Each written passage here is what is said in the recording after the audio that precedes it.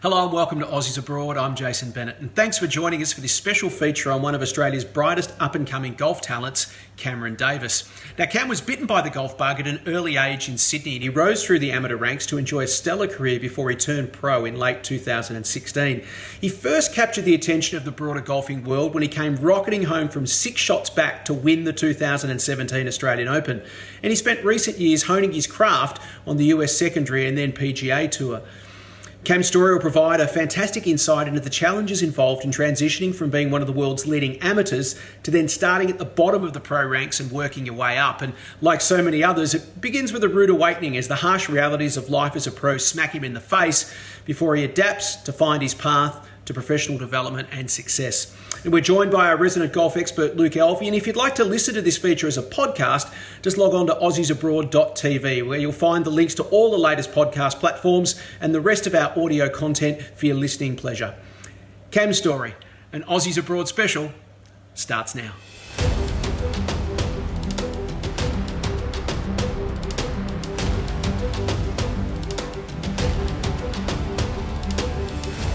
Cam, thanks so much for your time. You grew up in Sydney playing a whole range of different sports. Why golf?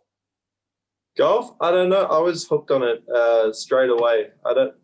It's hard to remember what exactly it was. I actually think it was the sound of the ball going in the hole that really kind of hooked me on it. I don't know. I had these like marble tracks. I love watching the ball roll around, and I was able to kind of put a few things together, and I loved it from the moment I started. I was in the backyard every morning and every night from pretty much the age of 4 or 5 onwards, just self-motivated, loved it all. Had those little plastic balls with the holes in them, the little wiffle balls, just smacked them around the yard and tore up all the grass. But that was pretty much our birthday present from the parents, with a set of plastic clubs, and I didn't put them down till they broke. Yeah. Was it golf in the family? Was it something that your parents had played, or was it something that you just happened to pick up and go with? Oh, my dad had dabbled with it a little bit every now and then, play with his mates and stuff, but there was no real push for golf. They wanted me to play all sports and kind of get a nice wide range of different activities, and but all the way through, golf was always the one that piqued my interest the most. I also think it's the one that it was easiest to tell if you were improving or not, and something about that as well that I loved. So I loved all the team sports. I played soccer, cricket, AFL. I gave them all a go, but it turned out the one where it's just you're on your own against the golf course was the one that I loved. So here we are. And Luke, Cam had a successful amateur career and treaded that path, which has been such a fantastic breeding ground, hasn't it, over the years for Australian golfers to eventually then launch from that and go pro?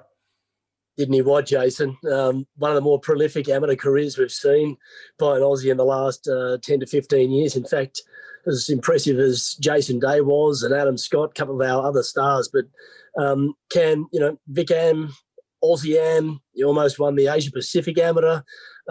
You won the Eisenhower Cup, the team event in 2016, and you were the low individual that year as well. At what stage did you realise you had the talent that, look, you were better than everyone else? I never really saw it that way. To be honest, I was never the top guy all the way through my junior golf, and then even as I worked my way into the kind of the elite amateur sort of area, there was always someone in front of me. It might not have been from Australia anymore. It might have been someone from overseas. But I always felt like I was more of the underdog than someone who was expected to do well. So I think that was something that probably helped motivate me and helped push me forward.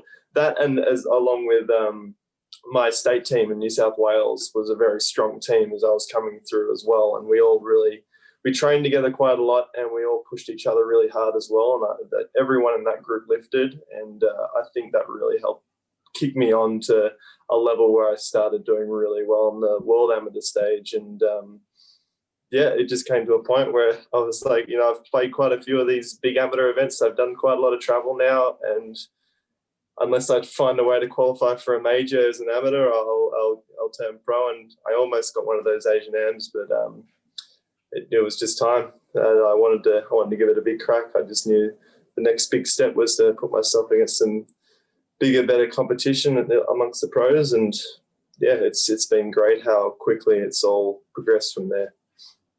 I remember seeing you at the Mayakoba Classic in Mexico when you were making your debut on the PGA Tour. That's where you'd won the Eisenhower Cup the year before, and you had an outstanding week. You tied for 15th, and straight away you stepped up onto that bigger stage and delivered. It seems like you did that right throughout your amateur career. What makes you a winner, or what makes you someone who's just comfortable on the bigger stages? I think part of your personality, you need to feel like you lift to the occasion. And I think I've always felt like if I'm practice rounds at the home club back home, it was always very hard to kind of get that lift to bring my best out. And I always felt like I was just waiting for a tournament to play because I felt like I would actually concentrate properly. And it's just the bigger the stage, the better I felt. I concentrated, and I felt that the more quality golf I would play. And I think that definitely helped early on, and since then it's more been just being out here for longer, just seeing more and more of the top guys, and just getting a little bit more comfortable with being around these guys that you'd only ever seen on TV before, and to see your name up there and just shoot really good scores like you did as an amateur, but try and make it more consistent. Yeah, it's just that all kind of works together to hopefully keep building you to the point where you can rise to the top of the level that you're in. So I feel like we've been doing a good job of that. It's been nice improvement every year, but I would love to keep that going this season. So you turned pro late 2016, then played on the PGA Tour Canada in 17, is that right? And I think you finished about 76th or thereabouts in the rankings, and you lost your card. What did you learn from that first year of experience? Oh, that was a brutal introduction to pro golf. To be honest, I turned pro feeling like I would probably get quite a lot of starts through my world amateur ranking, and it just never really eventuated. And it kind of got to the point where Mackenzie Tour School was my last real opportunity to try and play any golf in the States. My first goal, my goal was to just get straight over into the States, work my way up through the system over here, and try and get myself amongst the best players in the world. Not as quickly as possible, but just get set here.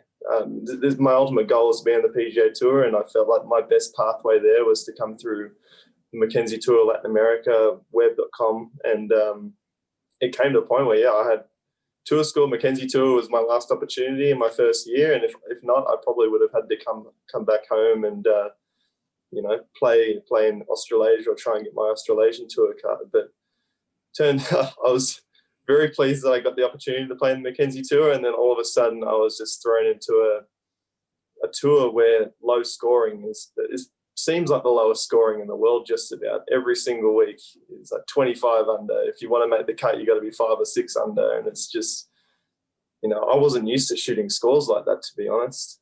I did okay my first week, and after that, I think I might have made 1 or 2 cuts, but by the end of that season, I was just beat. Spending all that time on my own, trying to do it on my own. I think I learned a whole lot about preparation and just how important it is to have a comfortable sort of home life as well, because 3 or 4 weeks on the road in a different country for the first time really on your own was pretty tough, especially when you miss a cut and you're just sitting there. It's pretty lonely. So I'm very glad I only had 1 season where it was really like that. So, yeah. Cam, you make a great point, and I think one that a lot of people don't truly understand about professional golf, and most Australians in professional golf having to go and make it in the game. You've got to go overseas, and you've got to travel to parts of the world where you've got no family, friends, support networks. You're just out there trying to beat your own path, and you talk about just the grind that it can be and the loneliness. Speak to that, because people see Cam Davis, he had a prodigious amateur career. He came back, he won an Australian Open quickly. We'll touch on that in a second, but they just think this guy just turned rags into riches really quickly and has not struggled, but it's been completely the opposite. Oh, it was. I had some pretty low points throughout that period of time. There was like my light at the end of the tunnel pretty much every now and then throughout stretch was every 3 weeks I'd be able to come back to Seattle. My home base had kind of become Seattle with my girlfriend at the time, Jonica. That was basically the highlight of my month, basically, was coming back home because it was getting so tough out there. And she was awesome, be able to keep me motivated, keep me thinking about golf and trying to be positive and push back out there. But it would just fall in a heap really quickly. I just felt like I was stuck in a rut, missing the cut by 1 or 2 shots. And it's just so tough when you just don't ever get a look in at the leaderboard, and you feel like your good golf's just really not good enough. That's a really great point you make. Luke. Cam, that about you can go out and shoot 16 or 17 under across a weekend, but you're still 8 shots away from where you need to be. And you must be left walking away thinking, well, I've just done the best I can, but I'm still miles off it. Yeah, to be honest, I never really had any stretch of golf like that at all. I felt like I was just stuck shooting anywhere between 2 over and 2 under. And shooting 2 under twice in a row wasn't enough to make the cut most of the weeks. So,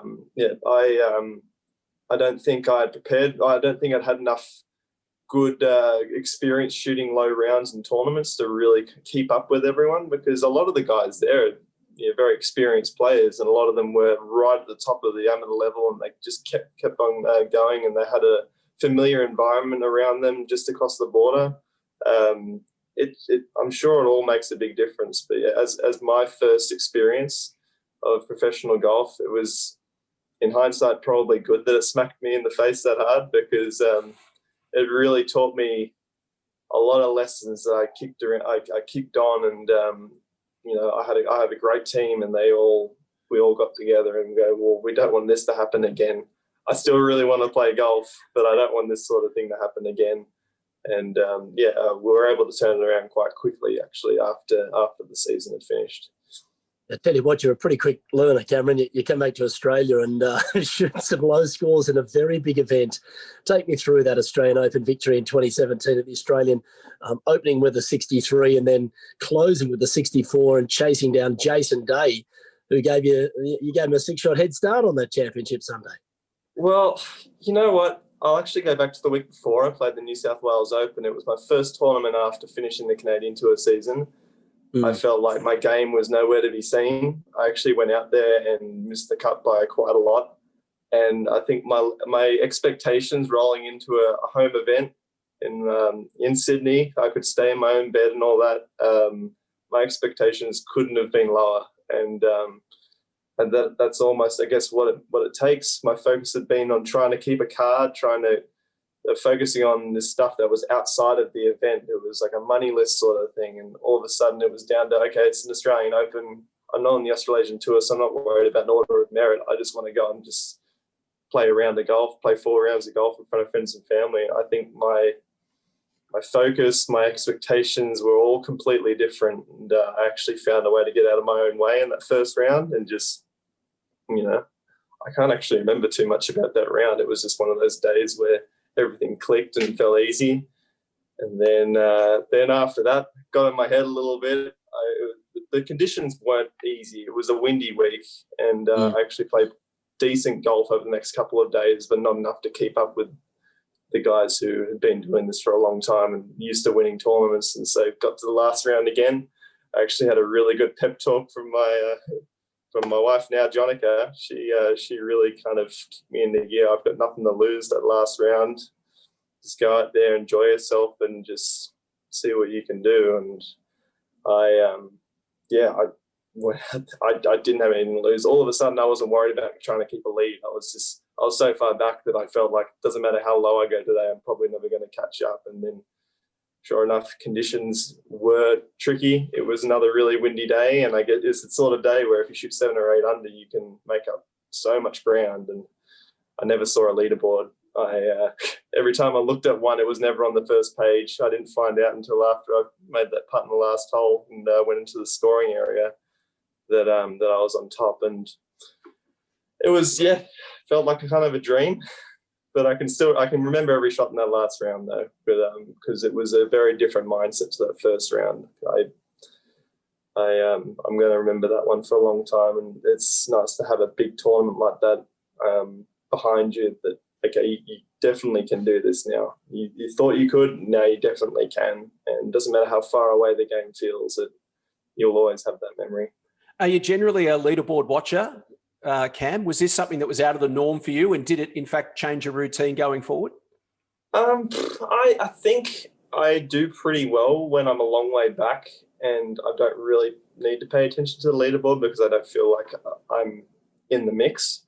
The same thing happened in Nashville the next year from a long way back. So I feel like it's something I want to be good at because I know it does help a lot, especially if you're in the lead or around the lead starting the day, to know what everyone else is doing, to know if you need to maybe try and go for a few more pins down the stretch or try and hit a driver on a hole where you might have been laying up in order to kind of make sure you can keep up. So I'm trying to get better at that. I think it was almost a nervous energy sort of thing. I was almost scared of that. And every time I looked at it, I would put too much pressure on myself. But now I need to see it more as a motivating thing because hopefully you see your name up there a lot and you want to know what you've got to do. And it seems like the guys who get it done are the guys who can see that leaderboard and go, right, I know exactly what I need to do. But they see it as like, okay, this is the process now. And they don't see it as, oh my gosh, I'm in the lead or near the lead now. I'm nervous and I just want to get the ball in play. So it's a shift in focus, and I think that only comes from being up there a lot and just getting used to it.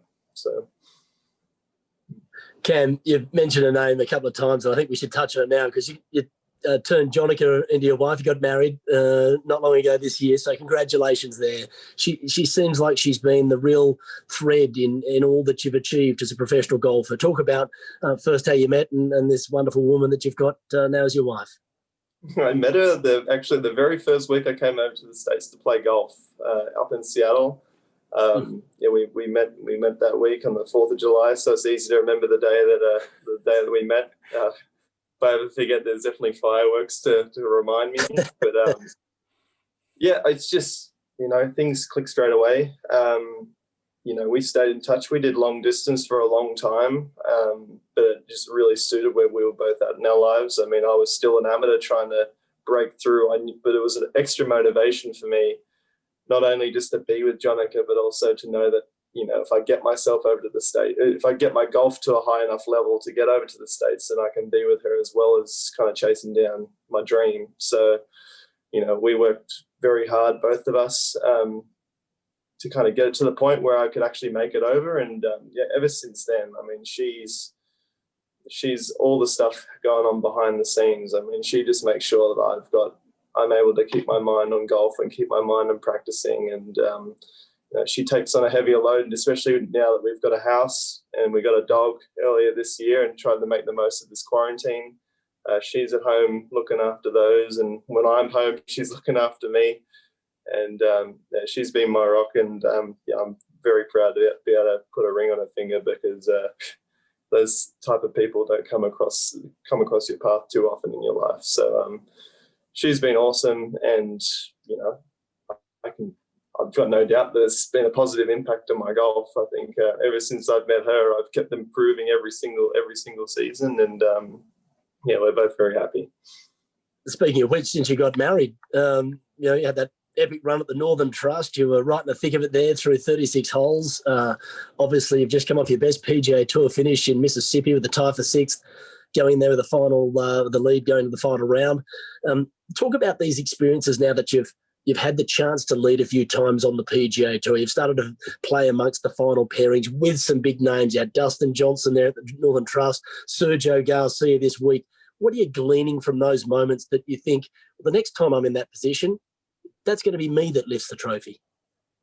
I mean, I got a great first-hand look at what sort of round you need to have to win a golf tournament when I played with Sergio. Jeez, it was only yesterday. It feels like a week ago already. But it was one of those days where I actually don't feel like my round was that far away from his. It was a couple of short missed putts. He just made those important putts early on. I mean, people say what they want about his putting. He made every putt he needed to make that day.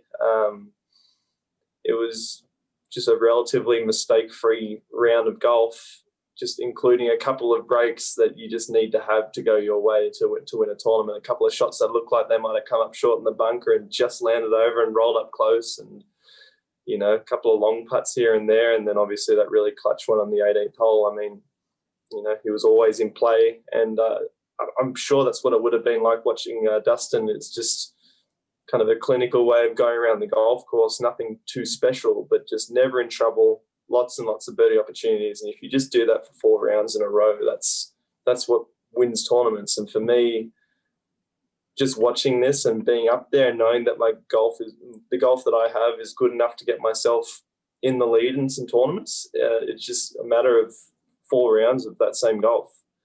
And I think I'm getting better at handling the pressure of being right up the top.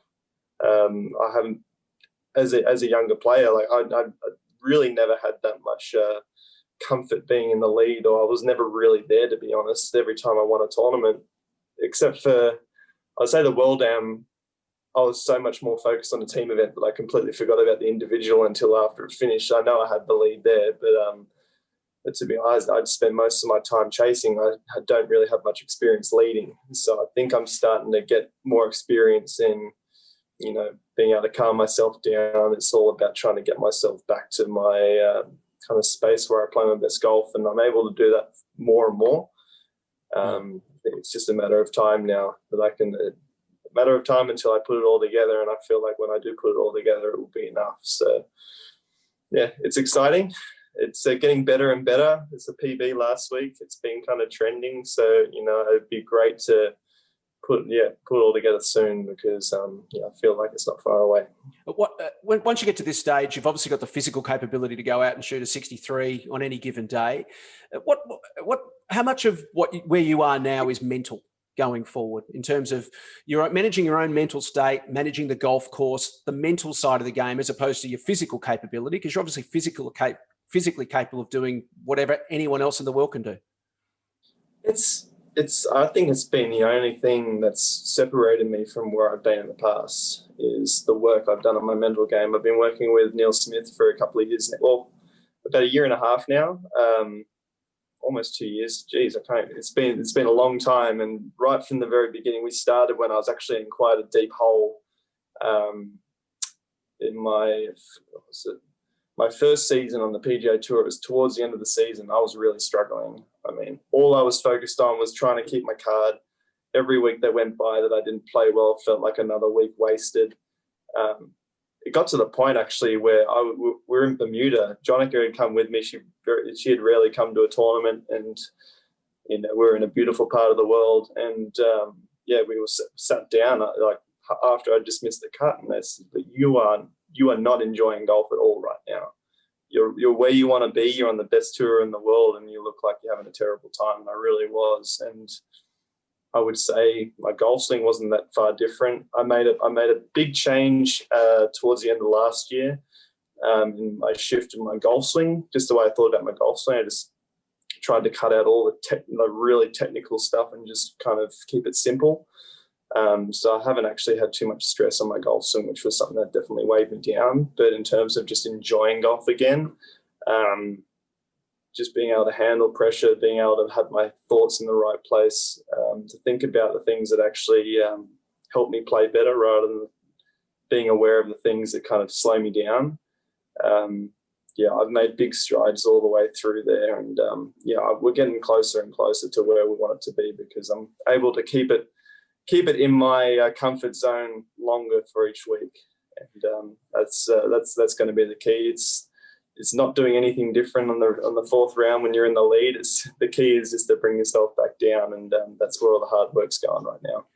Luke, what Cam says here it fascinates me. I spent some time years ago with the likes of Aaron Price and Nick Flanagan and Adam Crawford and Bronson Lacassie when they were playing on the secondary tour, and they were all talking about the differences mentally in being on the PGA Tour when everything's done for you. You arrive and there's a car set up for you, as opposed to having to get your own rental car. And just the entire pressure of when you go out there on game day, your focus is actually on keeping your card as opposed to playing your next shot. It's fascinating, Luke. I'm sure you've spoken to hundreds of golfers, and they probably all say the same thing.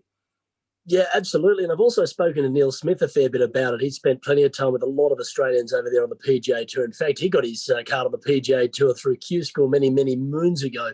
But he's got a terrific mind, because what he does, and you're hearing it a lot from Cam right now, is he keeps it simple. Cam, as we know, as we've seen videos on the PGA Tour recently being replayed from that stuff in Australia, he's almost perfectly ambidextrous. He's a gifted, natural athlete. So getting technical with his game goes away from what he's actually really good at.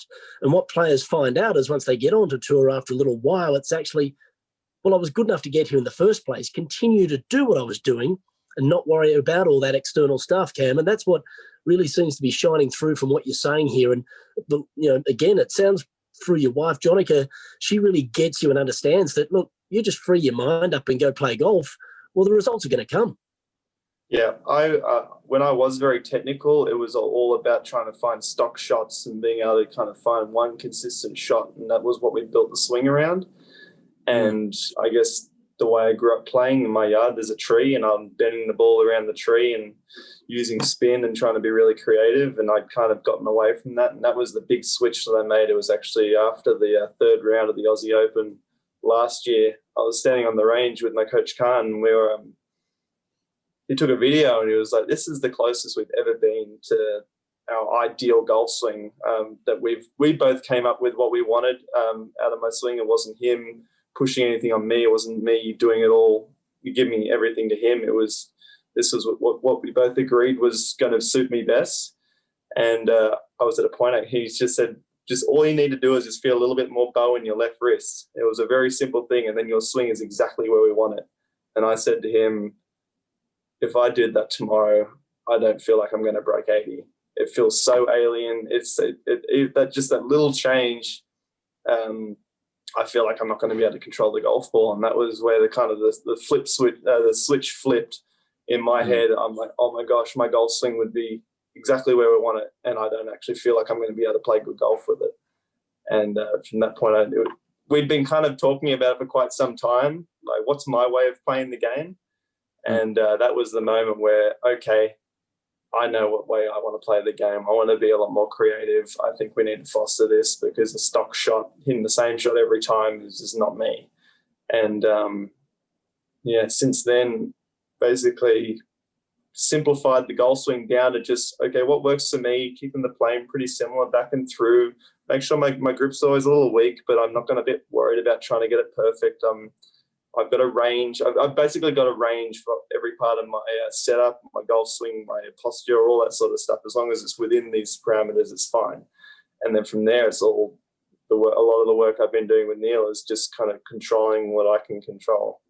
If I can just feel as prepared as I can possibly be for every shot, for every round, for every tournament, just everything that I can put my hands on and do a good job of, without having external factors being involved.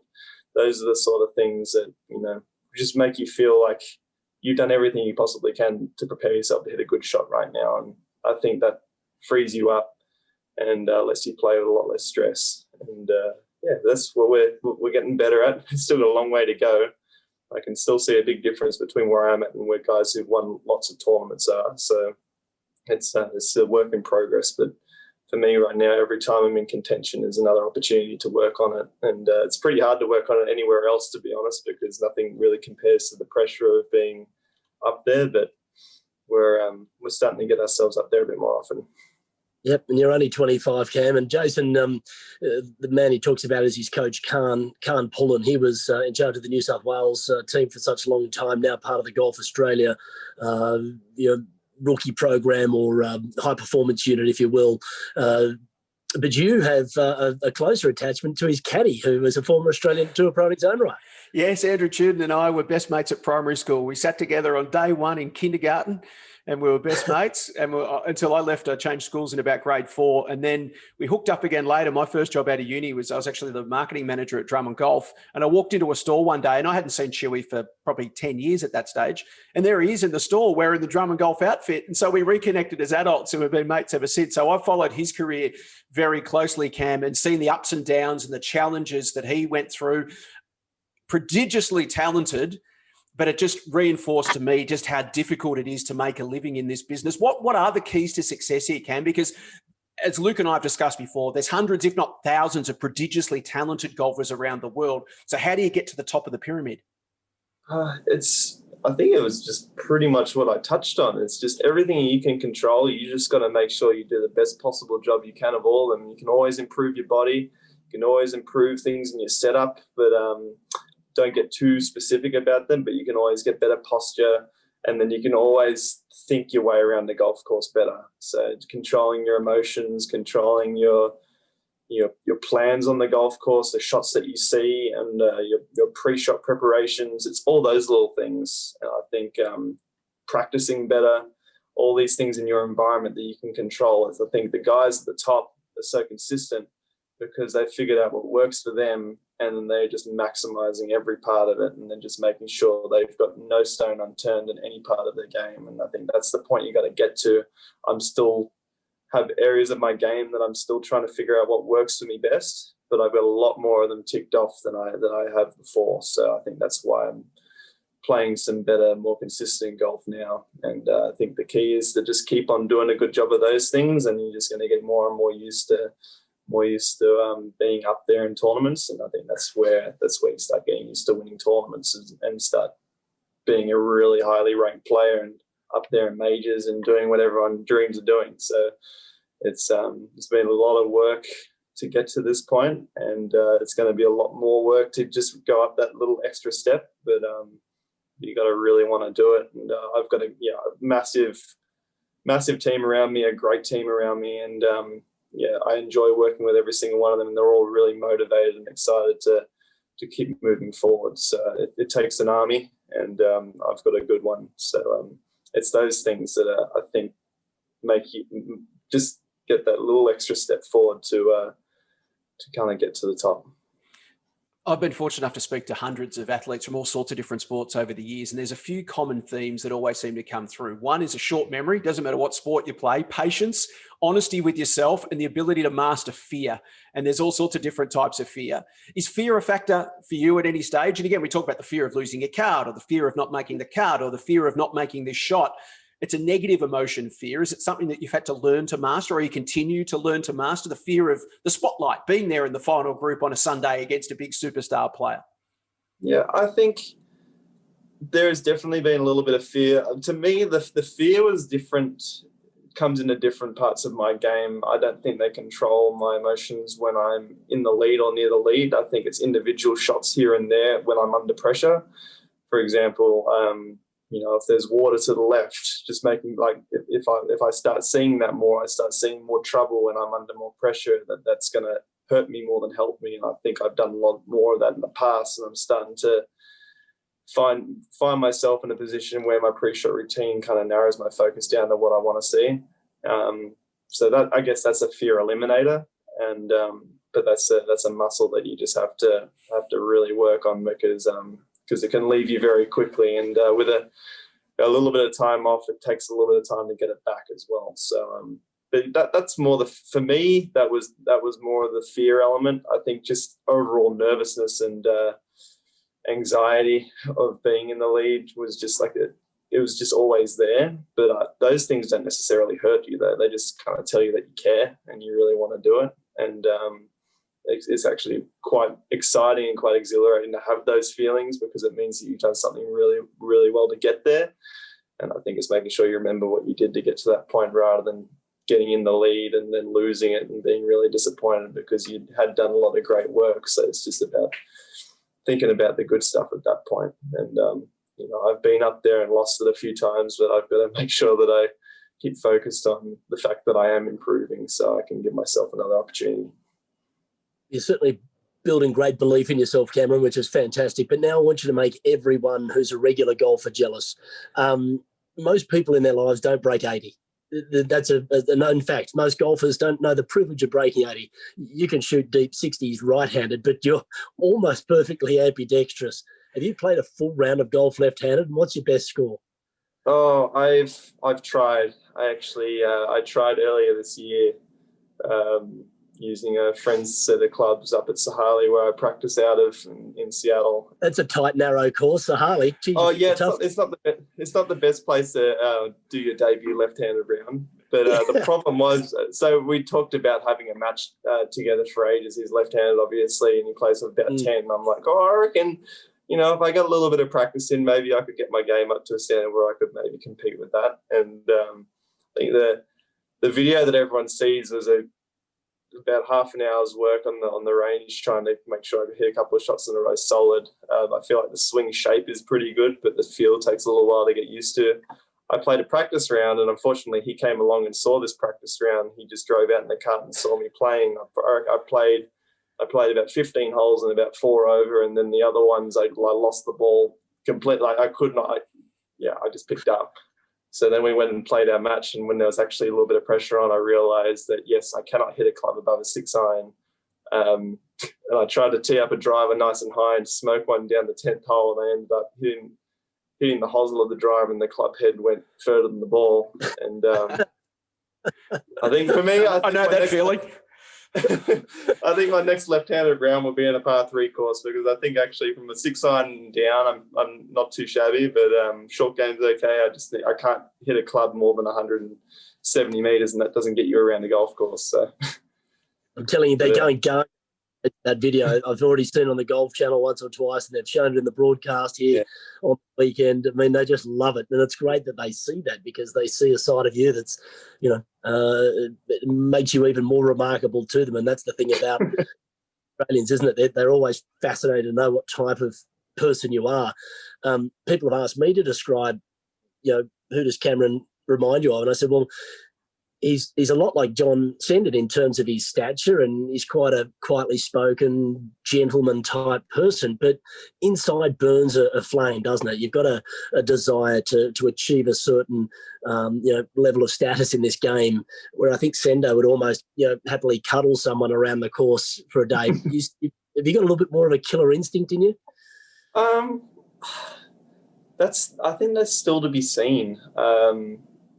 I still just, when I go out on the golf course and play, I'm just excited about hitting a great shot in the next shot. I don't really feel like I've got this burning desire to beat everyone into the ground. I'm just trying. Sorry? Can you go and get that attitude? Because that'll do you wonders there on the PGA Tour. I feel like I definitely feel like it will help me. I don't feel like I'm quite there yet. I'm so absorbed in controlling what I can control, and I feel like the things that are outside of my control, you shouldn't really put that much energy to. I feel like as Neil puts it, every unit of energy that you put away from what you're trying to do is something that you're losing, to be honest. So I feel like I look at the best players in the game. I feel like Tiger and Jack Nicklaus and those guys who, were the best players in the world, and the best players that there have been, their attitude and the way they went about it was, we're gonna kick everyone's butt, and we're gonna try and beat them by as many as possible, and really intense personalities. I think it's a personality thing, because I don't feel like I'm quite that type of personality. I feel like I'm more of more relaxed sort of, I'll go with the flow sort of personality, and I think I've just got to find what works with that, because I think when I've been like a leaderboard watcher, I want to know exactly what everyone's doing. I want to try really hard. I actually feel like it hurts me more than helps me. Do you feel like your mindset or attitude changes when you play match play, Cam? Is it the same when you're actually directly competing one-on-one against someone? Does that change your mindset or your attitude, or how much you focus on the other guy? I think a little bit. I think it brings out my best golf, because I can play way more aggressive. But it's not necessarily to beat the other person. It's more like, okay, I feel more comfortable taking on this pin, because I know the worst I can do is lose a hole. And if I've got this putt from 20 feet to tie the hole, I can give it a run. I feel like that's the only thing that really changes. I feel like I play really well when it's like that. And it's a slightly different game when I'm playing stroke play, because obviously you can't give those longer putts a real good run. You can't really go at every pin. You've got to work your way around the golf course and build a score. But I feel like I was very good at match play, because I gave myself a little more freedom on the golf course.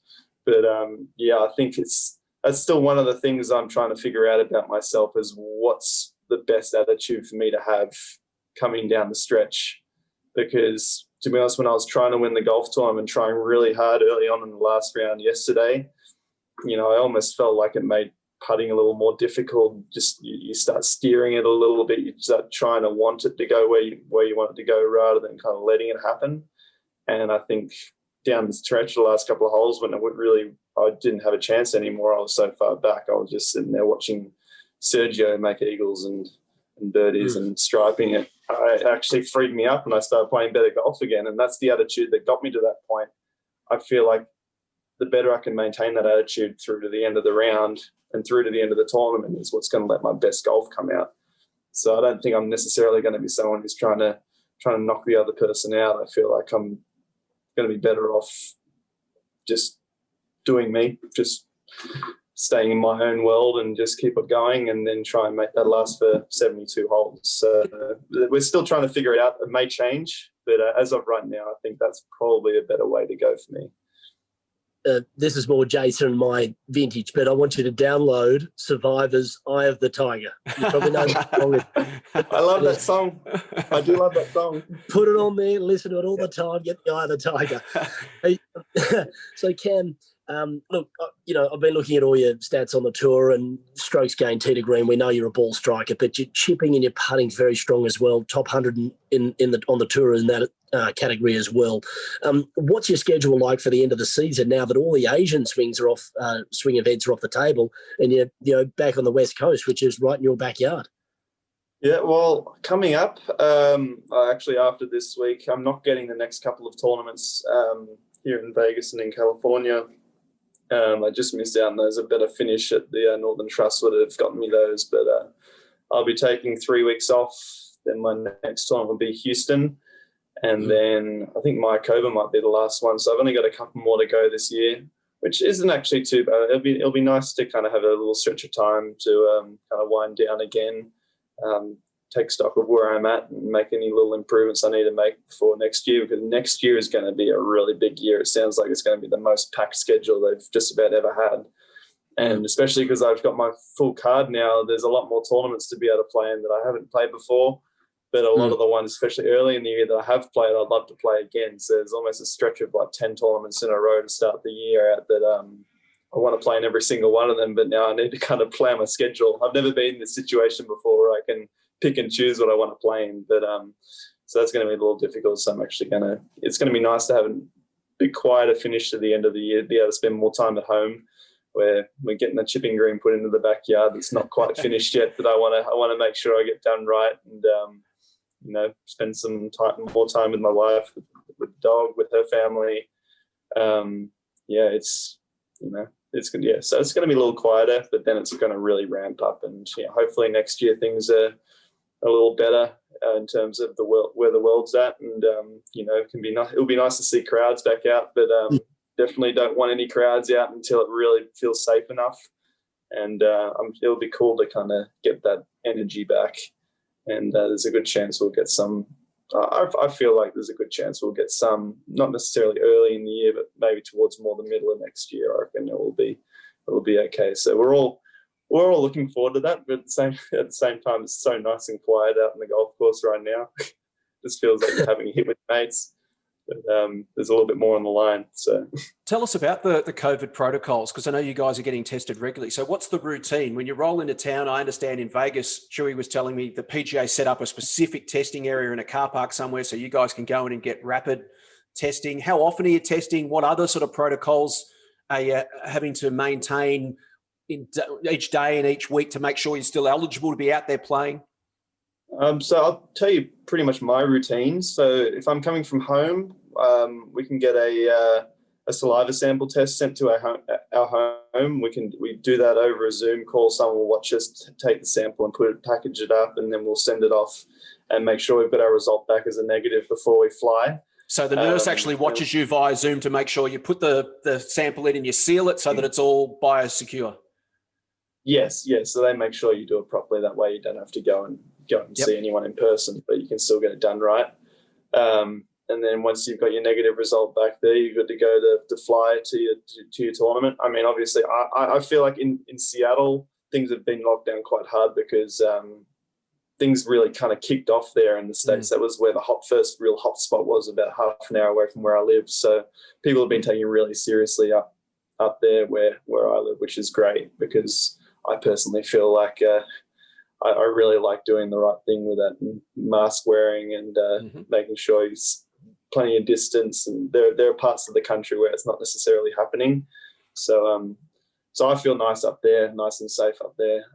But make sure I've got my negative sample before I fly over. When you land, the first thing I'll do is find we get the location for the setup. It'll be in a car park. They'll have a big truck out there with the mobile lab, and then we'll do the nasal swab. So that's started off, it was a nasal swab, and then you go to the golf course, and then you find out your result later. And I'm glad they changed that. They changed that to you have to get your negative result back before you can even get your credentials to go to the golf course. So right now they've tightened that up better, which is great. So no one's getting into the golf course potentially positive. So that includes players, caddies, officials, administrators, broadcasters. Everyone's in that same system. Yeah. So everyone's got to be clear before they go out there, and then you can go to the golf course, pick up your credentials, and start practicing. But they'll do a thermal screening as you're driving into the golf course, just as another precaution. And for me, I find a hotel that's got a kitchen. I'll do one grocery shop at the beginning of the week and just make sure I've got all my food so I don't have to go out again. I'll just cook. I'll just come straight back from the golf course to here. I'll work out in my room. One of the good thing about the rooms with a kitchen in, they tend to have an extra door, and I've got a TRX. I can set up to do some extra work with that, because otherwise it's just all body weight and bands, and so it's nice to have an extra thing to use. But for the rest of the week, it's just back and forth from the hotel. Then if you're taking, they organise a charter flight. It's not every single week, but they'll book a plane for all the players to fly to the next event, which will mean you can avoid all the airport traffic. And you'll have to do another saliva test on the Saturday beforehand, and then you're able to, if you clear that, then you're able to hop on that plane and then go straight to the next event, and then it all starts all over again. So it's pretty good. I feel pretty safe out there. I'm still making sure I'm socially distanced. When you're going to the dining room, all the tables are a long way apart, and there's only a couple of chairs available. So they're spacing everyone out really well, and I think they're doing a really good job, to be honest. The amount of people that are testing positive has dropped so far off now that we're not really hearing about them anymore. So it's it's been done well. I felt like it might have been brought back too soon, but at the same time, after being out there for quite some time, I haven't tested positive. Knock on wood, I try and keep that up. It's been nice to get back out there and play it for sure. And I actually had some really good form going right before the quarantine started, so it took me a little while to get going, coming back from a couple of months without touching a club. But it's nice to get back on the roll again, because definitely had figured a few things out, and I wanted to keep it going. Jason, there's no question that golf really has been one of the big winning sports in all of this global pandemic. It's given the sport a huge boost on a recreational level, but I feel that Jay Monahan, the PGA Tour commissioner, and the entire tour, everyone behind this has really won COVID, if you will. They've just done an outstanding job of getting the tour back up and running, getting all these tournaments going, providing entertainment for all the people back home who are just desperate to watch sports and have something to do. And obviously Cam, being one of the players out on tour, is participating in that. But it's just been a massive win for golf this entire 6 months.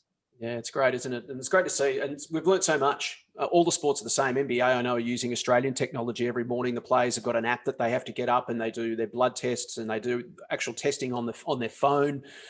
So all these developments and technologies are fantastic, not just for dealing with COVID, but it's obviously tech that will carry us forward into other areas of medicine in the years to come. You mentioned Seattle, Cam, as your home base. You've become a bit of a Seahawks fan. Have you met their Aussie punter, Michael Dixon, yet? No, I haven't met anyone. I haven't even been to a game yet, which I'm really sad about. We'll have to arrange that. Would you like to meet Michael? Oh, sure. Yeah, for sure. Yeah, as many Aussies as we can get over there. Try and build a little community. There is a great fraternity, isn't there, amongst Australians, not just on the PGA Tour, but right across sports of different types around the country.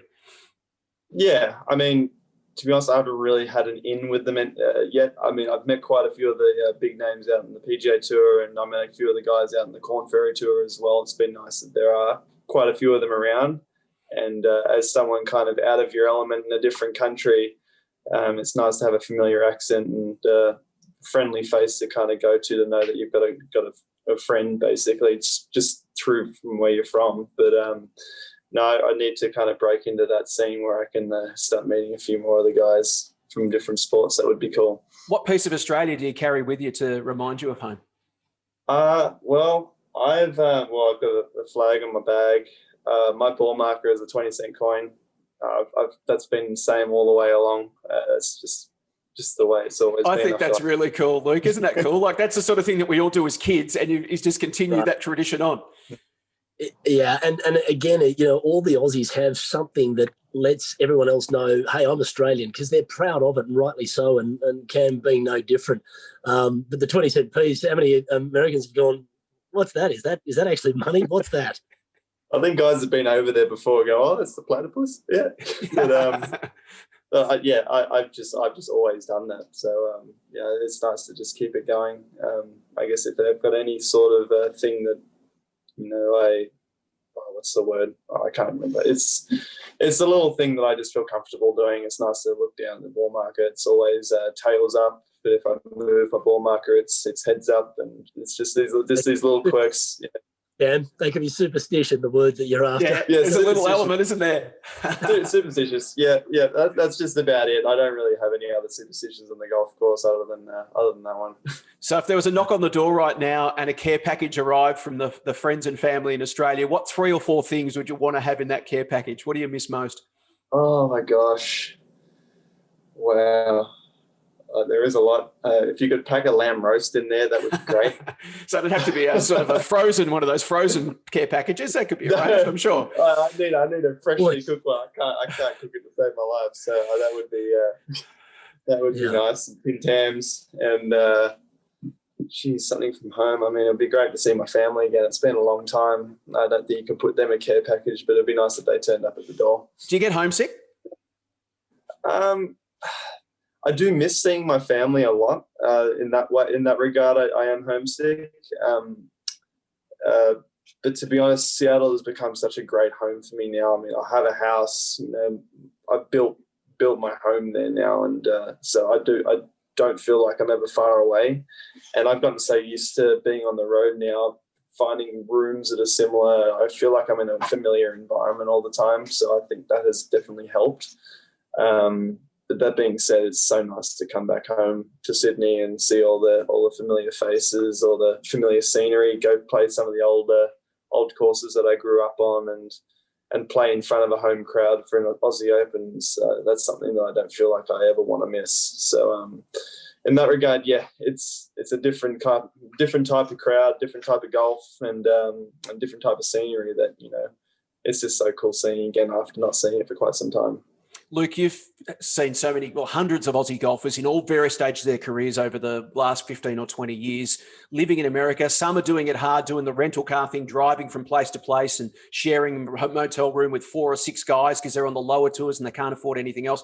How important is that stability? Once you reach a level where you can designate a home base somewhere in the US, whether it's Florida or Arizona or Seattle like Cam is, how important is that? Because it helps sort of get the rest of your life in order, doesn't it? That then helps you get your golf in order. Well, Cam's been able to do it at a relatively young age. It's quite impressive, actually. He's only 25. He's basically had Seattle as his home base since he moved over there trying to make it in the first place. He's got the stability with his beautiful wife, as he's mentioned. And, I'm really excited for him. The next 3 to 5 years, you have the potential, Cam. Obviously, you're starting to get the mind side of the game going nicely as well because you've shown it with your physical attributes that you belong out there. So I'm very excited for him, Jason, to be fair, and he's in a really good position right now because he has all the tools. Everyone on tour is talented. You can't get to the PGA Tour without having a certain level of talent, but it's those that work it out up here, that have the mindset and the belief that they belong and have the talent to be great. They're the ones that take it to another level. But as you said, having that platform to work off, not having to work out everything once you get home, or where am I sleeping tonight, which city am I in here, he's got that stability, which is a great platform to succeed from.